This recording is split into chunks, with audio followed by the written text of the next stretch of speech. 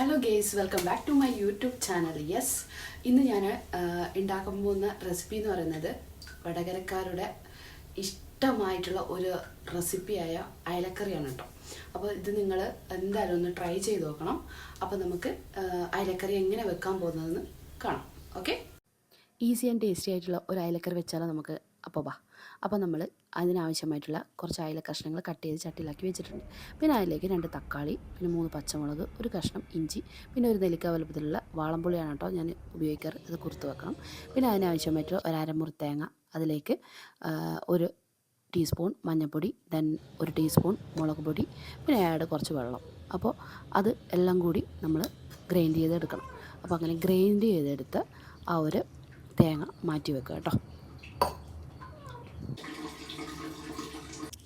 ചട്ടി കിടന്നുറങ്ങുന്ന അയലേൻ്റെ മേലേക്ക് നമ്മൾ എടുത്ത് വെച്ചിരിക്കുന്ന 2 തക്കാളിയും 3 പച്ചമുളകും ഒരു കഷ്ണം ഇഞ്ചിയും എല്ലാം കട്ട് ചെയ്തിട്ട് നമ്മൾ ഇടുന്നുണ്ട്. പിന്നെ അതിൻ്റെ മേലേക്ക് ആവശ്യാനുസരണം, അതായത് 2 ടേബിൾ സ്പൂൺ മുളക് പൊടി, 1 ടേബിൾ സ്പൂൺ മഞ്ഞൾപ്പൊടി ഒക്കെ ചേർത്ത് വെക്കുന്നുണ്ട് കേട്ടോ.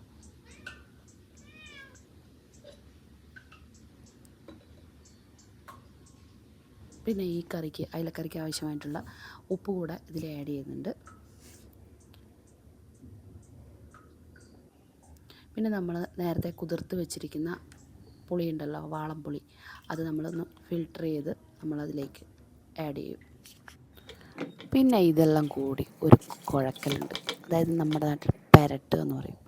ഈ അയിലയും ഈ ഒരു തക്കാളിയും ഇഞ്ചിയും പച്ചമുളകെല്ലാം കൂടി നല്ലോണം പെരട്ടി വെച്ചിട്ട് അതിലേക്ക് നമ്മൾ ഫൈനായിട്ട് അരച്ച് വെച്ചിരിക്കുന്ന തേങ്ങയുണ്ടല്ലോ, അതും കൂടെ ആഡ് ചെയ്ത് അത്യാവശ്യം വെള്ളമെല്ലാം കൂട്ടി അതിന് പരുവത്തിലാക്കി എടുത്ത് വെക്കും. പിന്നെ എന്നിട്ട് നമ്മളത് ഗ്യാസ് മേൽ വെച്ച് ഓണാക്കും. ഓക്കെ, 3-4 മിനിറ്റ് കഴിയുമ്പോൾ അതിൽ നിന്ന് നമുക്ക് നല്ലോണം തള വരുന്നത് കാണാം കേട്ടോ.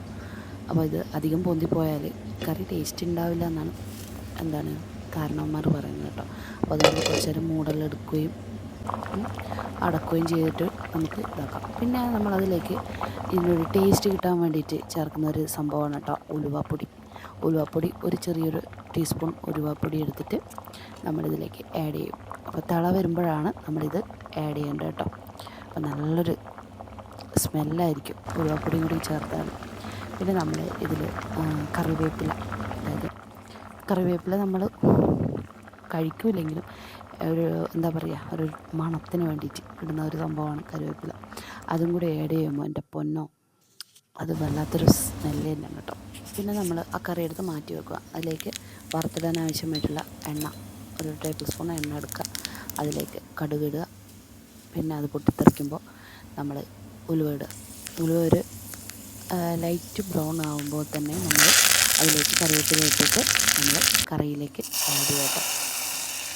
അപ്പോൾ ഇതാണ് നമ്മുടെ വടകരക്കാരുടെ ഫേവറേറ്റ് ആയിട്ടുള്ള അയലക്കറി is ready. Okay, thank you so much. അപ്പോൾ എല്ലാവരും ഈ ഒരു അയലക്കറി മസ്റ്റായിട്ട് ട്രൈ ചെയ്യണം, എന്നിട്ട് ഫീഡ്ബാക്കൊക്കെ പറയണം. അപ്പോൾ നമുക്ക് അടുത്ത വീഡിയോ കാണുമ്പോഴേക്കും ബൈ ബൈ.